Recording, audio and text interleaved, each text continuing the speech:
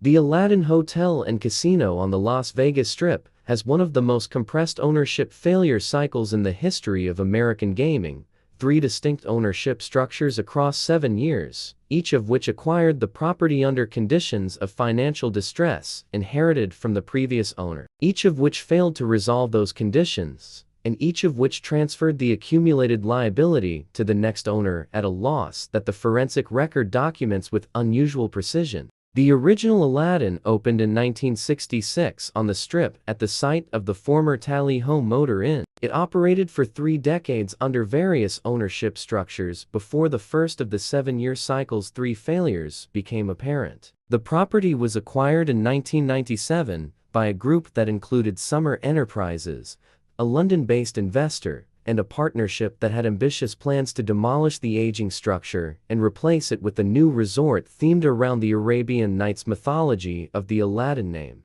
The redevelopment thesis was commercially coherent for the Las Vegas of the late 1990s, when the megasort development wave that had produced the Bellagio, the Venetian, and the Mandalay Bay was transforming the Strip's competitive standard and making every aging property on the corridor a candidate for either demolition and replacement or competitive irrelevance. The new Aladdin opened in August 2000 after a $1.4 billion construction program. It filed for Chapter 11 bankruptcy in September 2001. 13 months. The forensic entry point for this case is the specific mechanism by which a $1.4 billion Las Vegas Strip casino resort could fail within 13 months of opening, in a market that the contemporary development wave had demonstrated was capable of absorbing new supply at premium pricing. The 13 months between the Aladdin's opening and its bankruptcy filing is the shortest operational period before Chapter 11 of any major Strip casino resort documented in this channel's archive, shorter even than the Revel's 26 months documented in Case File 020. And the forensic record of those 13 months contains the complete documentation of a capital structure applied to a product at a moment when external market conditions made the product's revenue generation impossible at the level the structure required. If this is your first case file from this channel, subscribe now, because every episode adds one more layer to what you are about to understand about the architecture of institutional failure.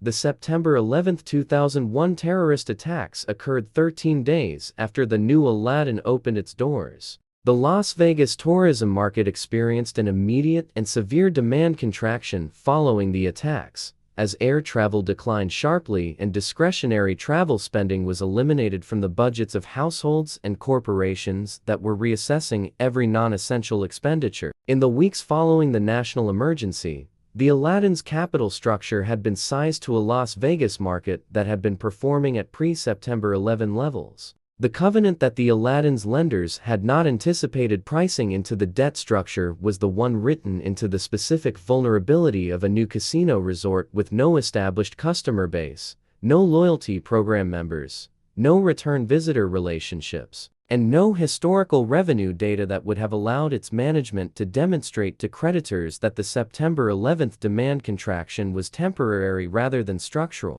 An established Las Vegas casino with decades of customer relationships could present historical performance data to demonstrate that the demand contraction was external and temporary. The Aladdin, which had been operating for 13 days before the attacks, had no such data. The bankruptcy filing was therefore not primarily a response to the September 11 demand contraction, though the contraction provided the immediate trigger. It was a response to the Aladdin's specific capital structure vulnerability, a debt load sized to full ramp revenue projections applied to a property that had not yet had the opportunity to establish the customer base and operating history that would have allowed it to survive a demand contraction of any duration.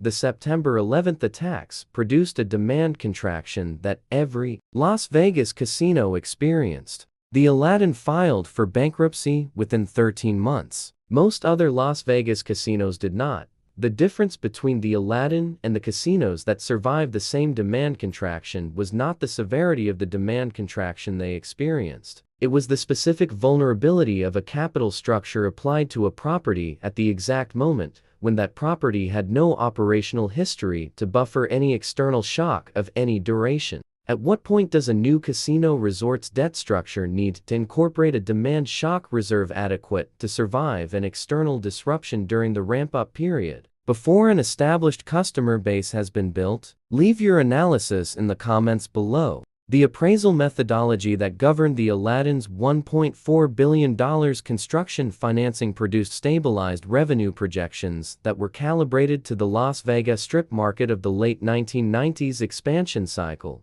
a market whose performance trajectory had been established by the successful openings of the Bellagio, the Venetian, and the Mandalay Bay, and that had demonstrated the Strip's capacity to absorb new luxury supply at premium pricing. The projection methodology treated the Aladdin's Arabian Nights theme as a differentiation strategy capable of commanding the premium positioning that the late 1990s development wave had established as the Strip's new competitive baseline. That treatment was not unreasonable in the market context of 1997 and 1998, when the construction financing was being assembled. The appraisal failure emerged from two specific inputs that the methodology had not adequately stress-tested. The first was the execution of the Arabian Nights theme itself. The completed Aladdin was broadly characterized by gaming industry observers as an inconsistent product, ambitious in its overall vision, but uneven in its execution, with individual elements that succeeded and others that failed to achieve the coherent themed environment that had produced the Venetian's commercial success and that the Strip's new competitive standard required.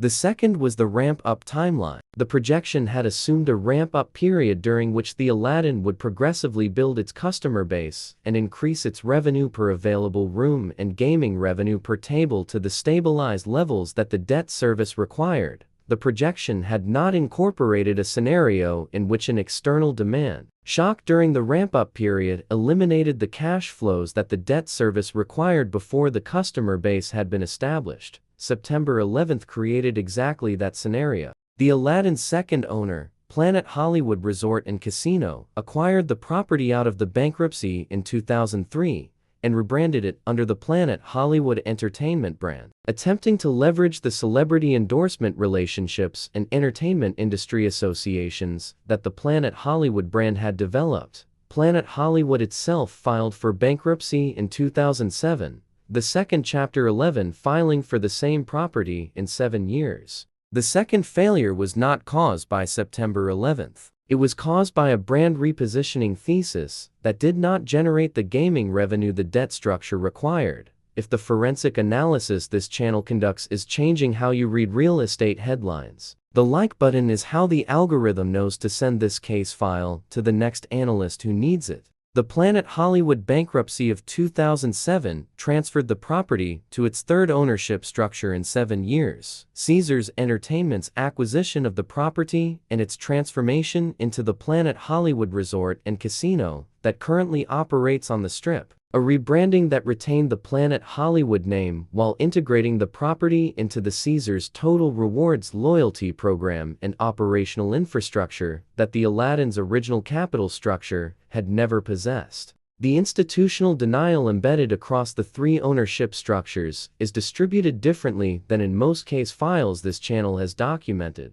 The original Aladdin ownership's denial was the failure to structure the construction financing with adequate reserves to survive a demand shock during the ramp-up period, a structural vulnerability that no individual party in the financing chain was incentivized to price adequately because the specific scenario that materialized. A major terrorist attack during the casino's first month of operation was not a standard planning scenario in any Las Vegas casino financing model of the late 1990s. The Planet Hollywood ownership's denial was the belief that a brand associated with the celebrity, dining, and entertainment culture of the 1990s was a viable anchor for a 2003 Las Vegas casino resort, without adequately pricing the specific competitive advantage that a gaming loyalty program provides to a Strip casino competing against properties that had spent decades building customer relationship databases. The denial was not the absence of analysis. It was the insufficient weighting of the specific competitive dynamic that distinguishes Las Vegas casino operations from other hospitality categories, the loyalty program membership base, not the physical product or the brand association, is the primary driver of repeat visit revenue in the Las Vegas gaming market. The Aladdin did not have one. Planet Hollywood did not have one. The Caesars acquisition gave the property one through integration with the Total Rewards program. The 3 ownerships that failed in 7 years had each brought something to the property. The Aladdin ownership brought capital and a theme. The Planet Hollywood ownership brought a brand. And the Caesars acquisition brought the customer database that the Las Vegas market requires to generate the repeat visit revenue that capital structures depend on. Only the third was sufficient. The property at the corner of Harmon Avenue and Las Vegas Boulevard currently operates as the Planet Hollywood Resort and Casino under Caesars Entertainment's ownership, integrated into the Caesars loyalty program infrastructure, and positioned as a value-tier strip offering within the Caesars portfolio. The product that the original Aladdin's $1.4 billion construction investment produced has been progressively repositioned across 3 ownership structures, from a themed megasort attempting to compete with the Bellagio and the Venetian to a branded celebrity entertainment destination to a loyalty program integrated value-tier strip casino whose competitive position is defined not by its theme or its brand, but by its total rewards integration and its location at one of the most commercially active corners of the Las Vegas Strip.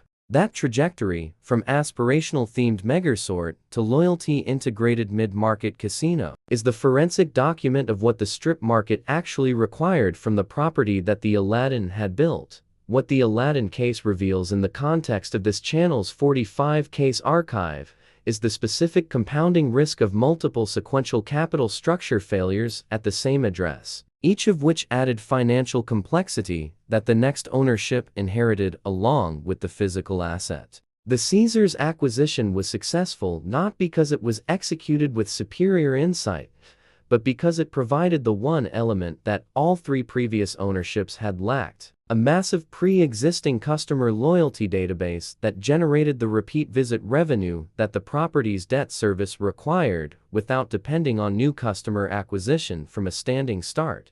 The Aladdin's $1.4 billion created a strip casino. The strip casino could not generate the revenue the $1.4 billion required. Planet Hollywood's brand could not generate it either.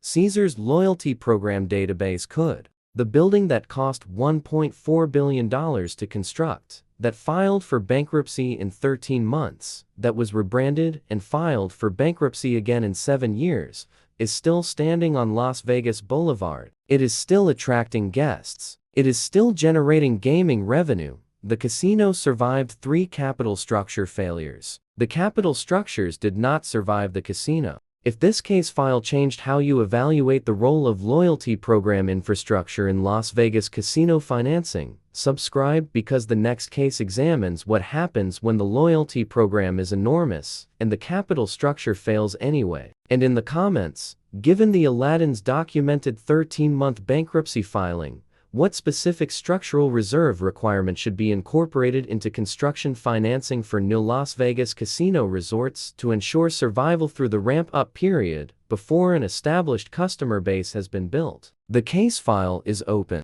This content was developed using artificial intelligence tools as part of the research, writing, and production process. All AI-generated material was subject to human review, editorial intervention, and approval before publication. Factual claims, interpretive framing, creative direction, and final content decisions reflect human judgment throughout. This disclosure is provided in accordance with platform transparency standards for AI-assisted content.